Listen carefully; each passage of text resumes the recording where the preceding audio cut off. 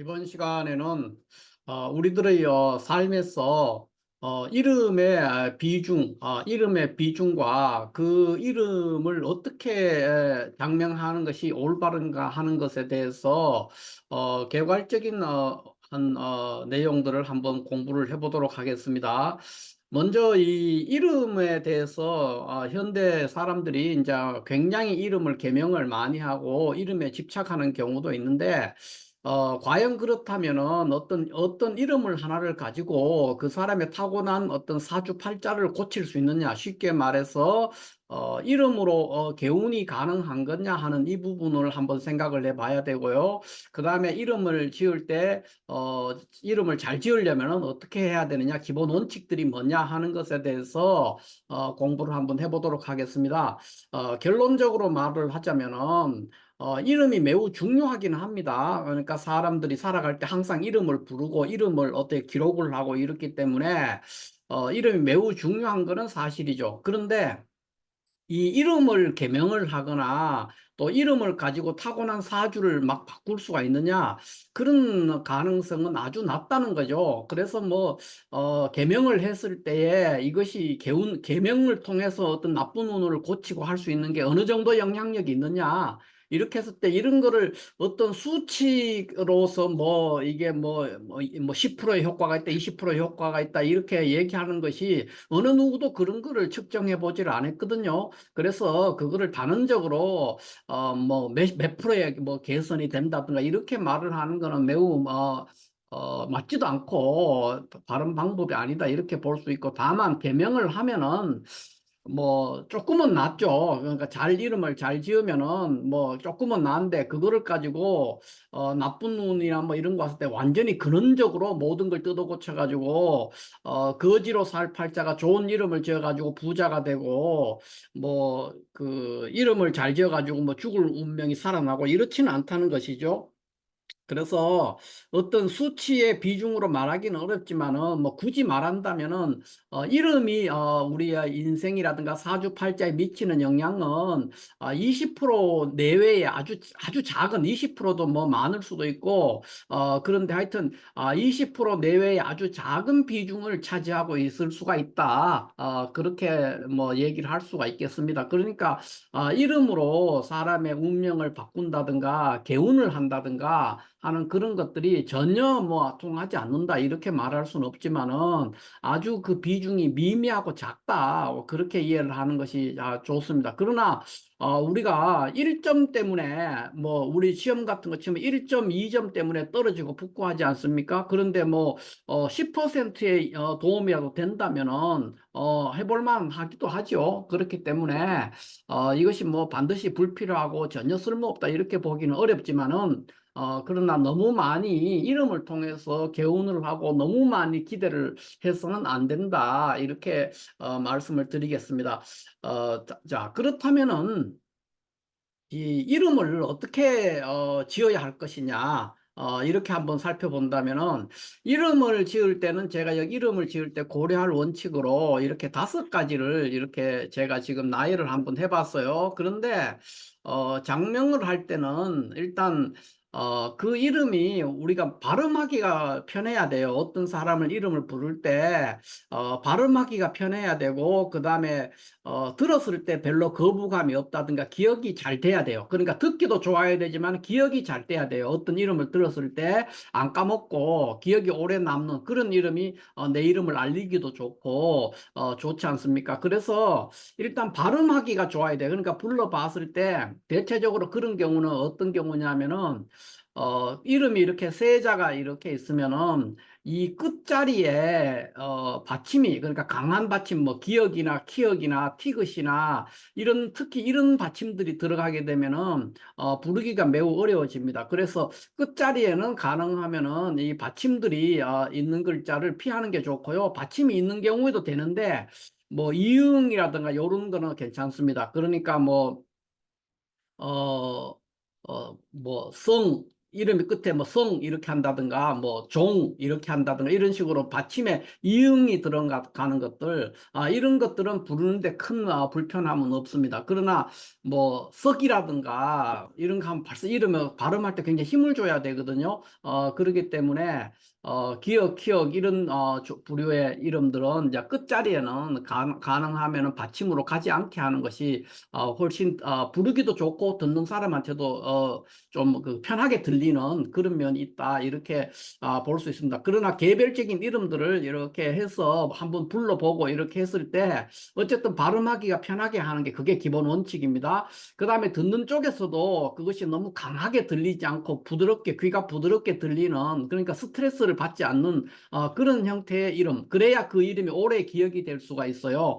그래서 가능하면 이런 원칙에 따라서 기본적으로 그러니까 우리가 발음했을 때 그 원칙을 따라야 된다는 거죠. 그거를 따라서 짓는 것이 아주 좋고 그 다음에 이렇게 지을 때는 이 한글 초성을 이제 음양 오행에 따라서 정해가지고 하는데 요거를 이제 많이 고려를 하죠. 요즘 현대 이름에서는. 그래서 요 부분은 이제 한글 초성 오행을 따지는 건데 중요한 차이가 있습니다. 그러니까 기존에 이름을 짓던 분들은 오행을 기역, 키역은 목으로 보고 니은, 디귿, 티귿, 리을은 화로 보고 이응, 히읗, 토로 그 다음에 시옷, 지읒, 치읓은 금으로 미음, 비읍, 피읍은 수로 이렇게 이제 기존에 우리가 한글 초성을 따가지고 오행을 배분했을 때의 방법은 기존의 방법은 이렇게 했다는 것이죠. 이렇게 했습니다.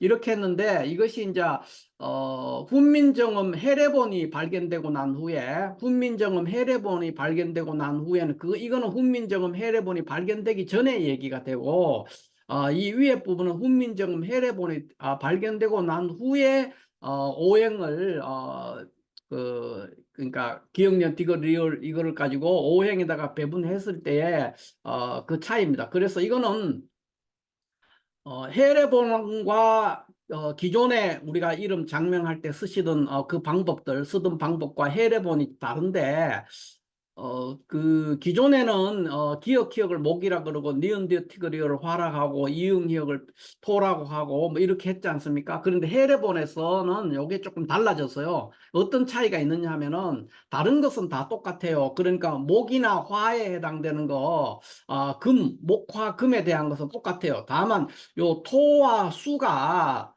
기존 방법과 달리 바뀌었습니다. 그러니까 기존에는 이렇게 미음표 피업을 수라고 했단 말이에요. 그런데 해례본에서는 토라고 하죠. 피업을 토라고 하고 이응 히읗을 이렇게 그 옛날에는 이응 히읗을 토라고 했는데 지금은 해례본에서는 미음표 피업을 오행 토로 보고 이응 히읗을 수로 보는 이렇게 이제 바뀌었습니다. 그래서 지금 또 기존에 오행 그러니까 한글 초성을 그러니까 이거는 일종의 발음학에 관련되는 겁니다. 발음의 그 현상, 한글이 어떻게 제정될 때에 이 발음의 형태를 가지고 오행을 정해서 했는 거기 때문에 기존 방법은 이응 기역과 미음 비읍 피읍이 토와 수 이것이 바뀌어 있는 거죠. 해례본이. 그런데 이름을 지을 때는 가능하면 해례본을 기준으로 하는 것이 더 정확합니다. 그러니까 어차피 한글로 이름을 지어야 되니까 한글로 글자도 써야 되고 한문이 있을지라도 그렇기 때문에 그것은 한글이 창제된 원리 그 원리에 따라야 되기 때문에 해례본에 따라서 미음 비읍 피읍을 토로 봐야 되고요. 이응 히읗을 수로 보는 방법으로 이 오행을 그러니까 이름을 장명할 때 그것을 하는 것이 좋다는 겁니다. 그래서 이 부분을 좀 주의를 해야 된다 이렇게 보고요. 그 다음에는 우리가 이름 지을 때 중요시 해야 되는 부분이 이름이 가지고 있는 그 의미라든가 이름이 이 어린아이가 또는 어떤 상가의 이름을 짓는다 가게 이름 짓는다 그 가게가 어떻게 되기를 바라는 그런 염원이 있지 않습니까? 의미도 중요하고 염원 그런 것들이 은은히 녹아 있어야 돼요. 은은히 그 이름 속에 녹아 있어요. 그러니까 너무 그 의미와 염원이 겉으로 확 드러나면은 그것도 좋은 이름이 아닙니다. 예를 들어서 어떤 사람이 이름을 짓는데 우리 아이가 재벌이 되기를 원한다 그래서 이름을 재벌 이렇게 짓는다고 하면은 이건 좋은 이름이 안 될 수가 있다는 거죠. 또는 굉장히 훌륭한 선생이라든가 학자나 뭐 이런 게 되기를 원한다고 해서 이름을 뭐 공자 이렇게 지으면은 별로 좋지 않다는 거죠. 그래서 너무 이름 속에서 그 의미나 뜻이 너무 도드라지게 드러나면은 좋지 않습니다. 그래서 이런 것들은 굉장히 테크닉이 필요하고 많이 생각을 해야 되는 부분입니다. 그래서 이름 속에서 한번 되짚어 봤을 때 이름 속에 그 의미와 염원이 은은히 녹아 있는 그런 형태로 이름을 지어야 되고 너무 그 뜻이 밖으로 드러나지 않게 하는 것이 좋다는 거죠. 너무 이름이 도드라지면은 어, 그 이름 가지고 놀림감이 될 수가 있다는 거죠. 뭐 재벌 뭐 이렇게 하거나 또는 어, 뭐 그 아이가 또는 아들을 얘기하면은 뭐 아들이나 딸이 뭐 어떤 성직자가 되기를 바란다. 그러면은 성직 이렇게 지으면 좋지 않다는 거죠. 그래서 그런 것들이 은은하게 이름 속에 녹아 있게 그렇게 이름을 지어야 돼. 이런 것들은 고도의 테크닉이 필요하다는 거죠. 아무나 이제 쉽게 하기가 쉽지 않습니다. 그 다음에는 이제 그 사람이 태어났는 생년월일시에 따른 사주 격국에 맞게 이름을 지어야 됩니다. 이런 것도 굉장히 중요하죠. 어차피 이름을 그런 것을 개운이라든가 이런 걸 고려하려면은 이 사주, 이 사람이 어떤 형태의 삶을 살 것이다 한 개인이 그랬을 때 그거를 개운을 시켜야 된다는 겁니다. 개운, 운을 고쳐야 될 거 아니에요. 그러니까 거기에 어떤 부족한 부분을 채운다든가 나쁜 기운을 제거하게 이름을 지어야 되니까 결국은 그 개운한다는 것이 사주와 관련돼 있지 않습니까? 그러니까 사주의 격국을 봐서 거기서 부족한 부분을 채우는 또는 과잉된 부분을 제거하는 그런 오행을 이름 속에 포함을 시키는 것이 좋죠. 그래서 반드시 장명을 할 때는 무조건 짓는 것이 아니라 그 사람의 사주팔자와 연계를 해서 이름을 지어야 된다. 그래서 사주를 살펴야 되는 사주 격국에 영합해야 됩니다.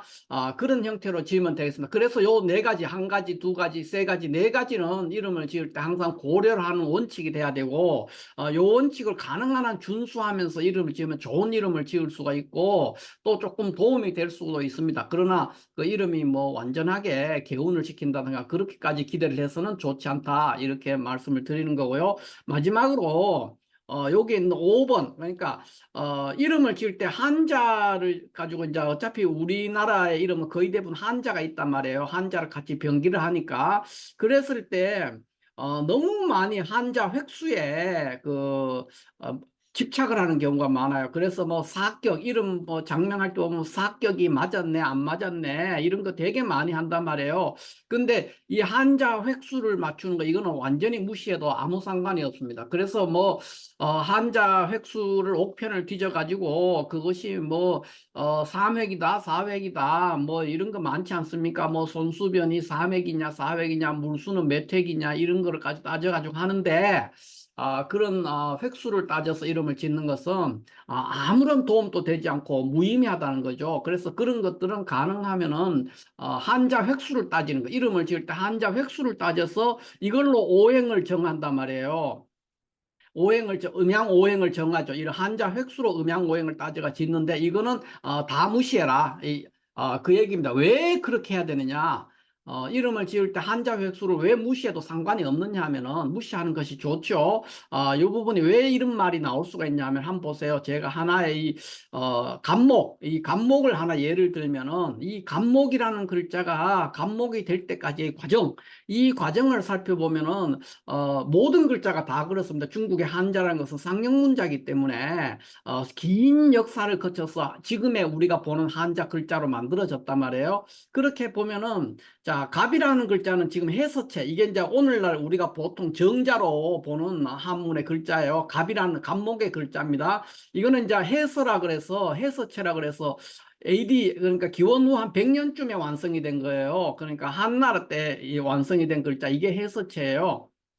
그런데 이 간목이 아주 과거에 그러니까 한문이 처음 만들어졌을 때가 은나라 때 아닙니까? 갑골문에서 이제 등장을 하는데 이거는 은나라는 대체적으로 기원전 1500년에서 1000년쯤 사이에 있었단 말이에요. 그러니까 뭐 옛날에 중기에 만들어졌지만 1300년 이렇게 되는 거죠. 기원전 1300년 이럴 때 지금으로부터 거의 3300년 전 얘기가 되겠죠. 그때쯤 만들어진 글자란 말이에요. 그때는 똑같은 간목인데 이렇게 열십자를 썼어요. 열십자처럼 생겼죠. 그렇게 글자가 지금의 해서체로 바뀌어온 겁니다. 똑같은 그때 이 열십자처럼 써놓고는 갑이라고 읽었던 것이죠. 지금의 갑목과 같은 뜻을 가졌다는 거예요. 그러면 이때는 획수가 두 개예요, 두 개. 이게 이제 왜 그러냐면 갑옷에 사람이 입는 갑옷에 이렇게 민을 이렇게 엮어 놓지 않습니까? 그 쇠 조각들을 이렇게 엮어 놓는 거 있잖아요. 이거에 그림을 딴 거예요. 여기서 열십자. 그래서 이게 갑목이었단 말이에요. 갑옷에 민을 본뜬 거예요. 그런데 요거는 이제 동물의 뼈에다가 주로 새겼던 것이니까 굉장히 날카롭고 얇고 날카로워요. 근데 금문이라고 하는데 요거는 이제 주나라 때 청동기죠, 청동기. 청동기 때 만들어진 글자니까 금속에다가 이걸 녹여 놓으니까 이렇게 좀 이렇게 두툼하게 이렇게 만들어지게 될 수 있었던 거예요. 똑같은 형태예요. 그러니까 주나라 때나 그러니까 청동기 때 만들어진 거랑 동물 뼈에 새겼던 갑골문이나 글자는 똑같이 형태지만 조금 모양이 달랐다는 거고, 요거는 이제 소전체라 그래서 진시황 때 만들어진 거예요. 그러니까 진시황이 천하를 통일하고 난 다음에 글자 문자가 그때 통일이 안 돼 있었거든요. 지금 또 우리가 서울이라든가 경상도나 전라도나 제주도 이렇게 하면 사투리가 있지 않습니까? 그것처럼 글자도 그랬다는 것이죠. 그래서 그거를 진나라 진시황이 문자를 통일하면서 소전체라고 그래서 만드는데, 지금 이거는 이제 거의 쓰이지 않는데 언제 쓰이느냐? 도장 같은 거 새길 때 도장에 새기는 글자들 있지 않습니까? 그거는 다 소전체인 경우가 많습니다. 그러니까 예술용으로 많이 아직도 없어지지 않고 쓰기는 하지만은 일상적으로는 잘 쓰지 않고, 일상적으로 우리가 책이라든가 문서에서 볼 수 있는 글자는 이게 되는데, 결국은 뭡니까?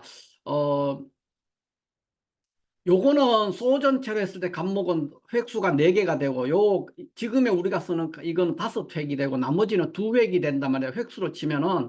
그러니까 한자의 획수를 따져가지고 사람의 이름에다가 음양오행을 부여해가 하는 것은 전혀 이거는 의미가 없는 얘기가 되는 거예요. 그래서 가능하면 이름에 한자를 넣을 때 그 한자가 가지고 있는 뜻이라든가 의미라든가 이런 것들에 좀 더 의미를 찾아서 이름을 짓는 것이 좋고, 획수를 따져서 음양오행을 정해서 반영해서 이러쿵저러쿵 목국토가 했네, 수생목 했네 하는 말들은 다 무시해도 되는 겁니다. 이게 획수가 이렇게 이런 식으로 역사적 변천을 겪으면서 간목이 몇 획인지 알 수가 없어요. 그러니까 2획으로 봐야 될지 5획으로 봐야 될지 전혀 근거가 없는 거니까 한자 획수는 무시하는 것이 좋다, 이렇게 볼 수가 있겠습니다.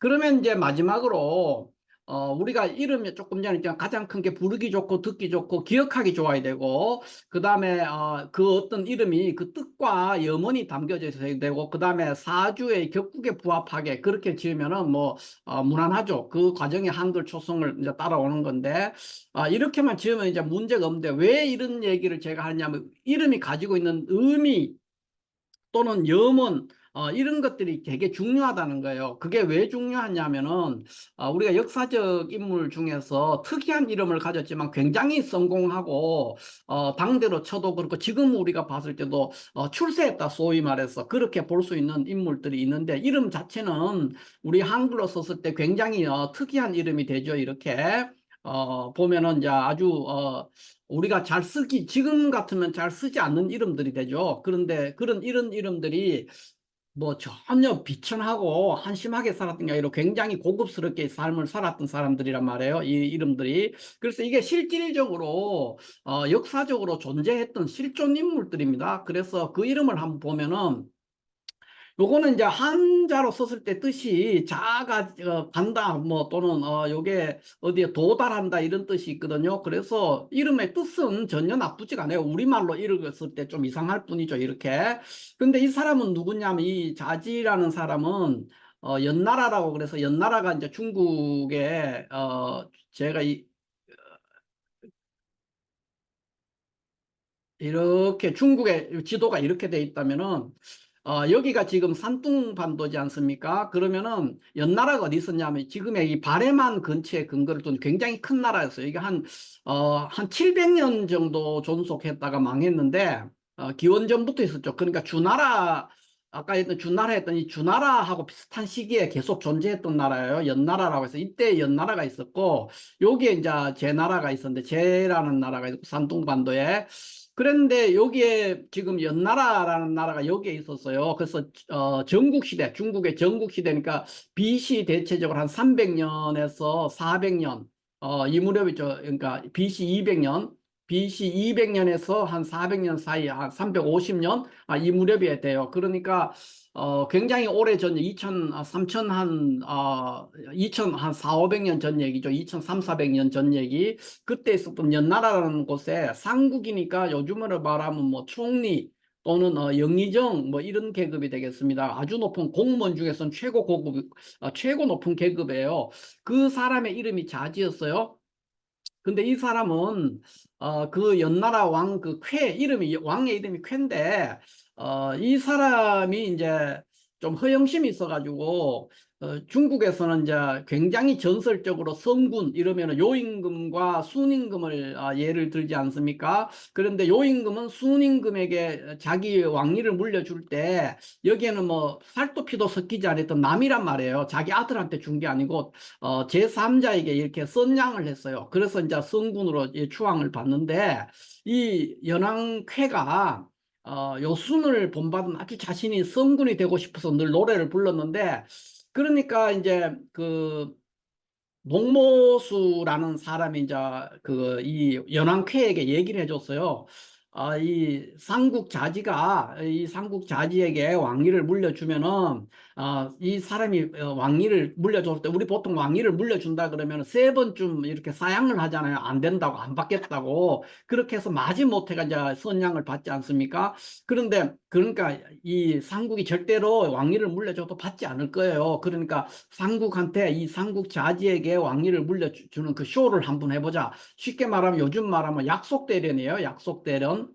약속대련을 이제 이렇게 하는 거예요.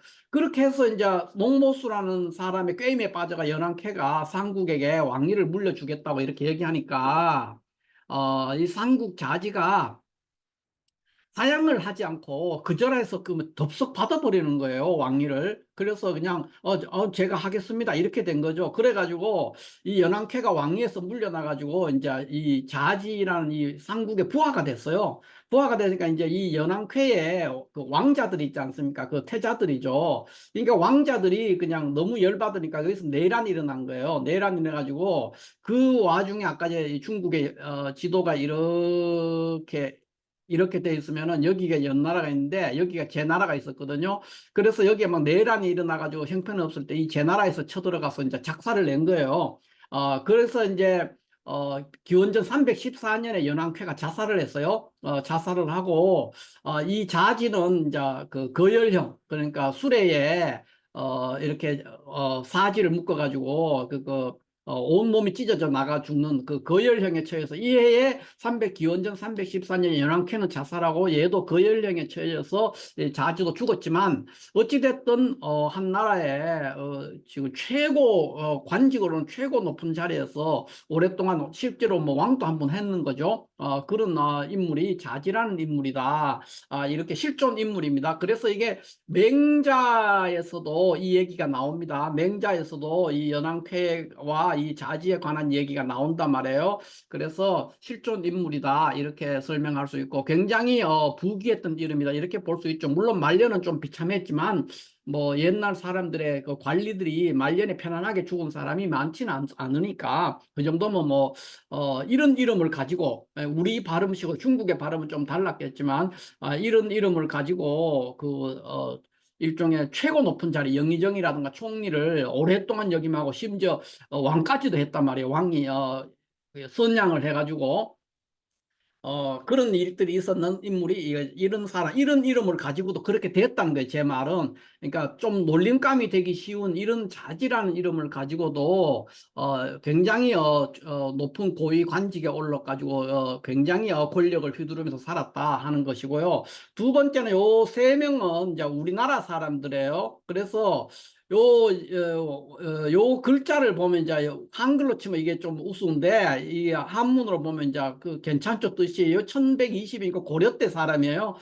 윤관의 국성을 개척할 때 굉장히 큰 공을 세웠고 외교관으로서 굉장히 공을 세웠던 사람이 이분이 되겠습니다. 왕자지라고 해서 있고요. 그 다음에 또 한 사람은 이제 조선 그 세종 때 그러니까 어 태종 때부터 시작해가지고 이제 세종 때 마지막 생을 마감을 했는데 이 사람은 이제 1434년에 68세에 퇴임을 해서 근데 마지막 벼슬이 형조 판서니까 지금으로 말하면 뭐 법무부 장관 이런 것이죠. 그냥 그것까지 하고 나온 사람이에요. 근데 우리말로 읽으면 이렇게 이상한데 한문으로 보면은 내가 스스로 안다는 거예요. 뭐 좋은 뜻이죠. 요런 이름을 가지고 조선시대 사람이고 요거는 이제 고려시대 사람이 되겠습니다. 조선시대에 형조 판서를 역임했다. 그 다음에 또 고려 명종 때 장군을 하고 지금으로 말하면 한 차관쯤 돼요. 이것도 유명한 장군인데 어, 지금 이 강의를 들으시는 분들은 아마 처음 듣는 이름일 수도 있어. 이 모든 이름이 다 처음 듣는 이름이 될 수 있는데 이 네 번째 이분은 이제 그 고려 때 사람이에요. 그러니까 요 2번 요 이름 또 고려 때 사람이고 요것도 고려 때 사람인데 고려 명종 때 장군이었죠. 그래서 여기는 보면 보배롭다는 뜻이거든요. 그러니까 이름의 뜻은 아주 좋아요. 좋은데 이제 이렇게 우리말로 이렇게 발음을 하면 좀 이상하죠. 이렇게 이상한데, 뭐, 그 한문으로 썼을 때 또는 그 뜻이 아까 제가 여기서 이름이 가지고 있는 의미나 염원 이런 것들이 되게 크게 작용합니다. 왜냐하면 옛날에 특히 한문을 쓰고 살던 시대니까 늘 자기 그 이름을 쓰면서 이런 거 할 때 자기 자신을 돌아보고 생각을 많이 하기 때문에 자신을 그게 맞게 가다듬어 가는 과정이 있거든요. 그래서 이름은 가지고 있는 그 의미나 염원이 되게 중요하고 그 다음에 이왕이면 부르기 좋고 듣기 좋고 기억하기 좋게 하면 되고 현대적으로 한다면 그렇게 하면 더 플러스 사주팔자에 맞는 것이 좋다는 것이죠. 요렇게만 지으면 이름이 좋은 이름이 될 수 있다. 이렇게 볼 수가 있겠습니다. 자, 이렇게 해서 오늘은 이름을 가지고 이제 굉장히 개운을 하려고 많이 노력들 하고 많은 장명한 곳이 장명 분야가 굉장히 성업을 하고 있죠. 그런데 과연 이름이 어느 정도의 영향을 미칠 것이냐 하는 것에서부터 역사적인 인물 중에서 특이한 이름을 가지고도 충분히 성공하고 출세했다는 거죠. 그러니까 너무 이름에 집착하지 말라는 거예요. 그러니까 조금 이름이 이상해도 충분히 성공하고 출세하고 할 수가 있으니까 내가 하기 나름이라는 거예요. 그래서 물론 뭐 그것이 항상 거슬리면 이름을 고칠 수가 있겠죠. 그러나 이런 특이한 이름들을 가지고도 옛날에 장군이라는 건 지금 장군처럼 흔해 빠진 장군이 아니고 관리 자체가 몇 명 안 되기 때문에 굉장히 중요한 어떤 굉장히 좋은 발복에 그걸 가지고 있었던 사람들이다 이렇게 볼 수 있죠. 그래서 이름이 절대적으로 우리 삶에 영향을 미치지는 않는다. 그러니까 부수적으로 좀 영향을 미치겠지만 직접적으로 많은 영향을 미치지 않는다. 그래서 이름이 가지는 영향력이 어느 정도냐, 뭐 상가 이름도 마찬가지입니다. 가게 이름 이런 것 때문에 뭐 돈이 되고 안 되고 그런 보다 뭐 20% 좌우 전후에서 그 이하다 뭐 이렇게 보면은 뭐 될 것 같아. 그러니까 큰 비중을 두지 말아라. 이것이 제 주장입니다.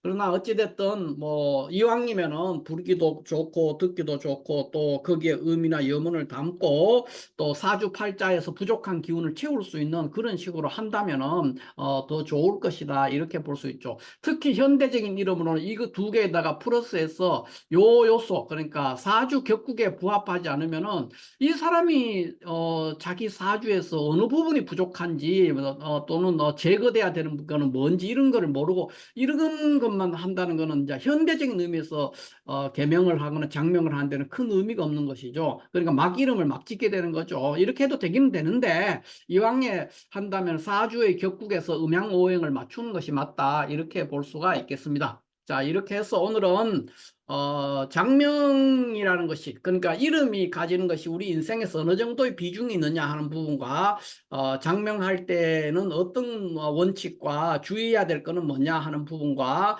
그 다음에, 역사적 인물 중에서 우리가 발음상으로 이렇게 했을 때는 좀 이상한 이름처럼 보이지만, 굉장히 훌륭한 이름들이 있었다. 그 얘기를 하는 겁니다. 그래서 이름이 가지고 있는 이런 뜻들이 그렇게 나쁘지가 않다는 거예요.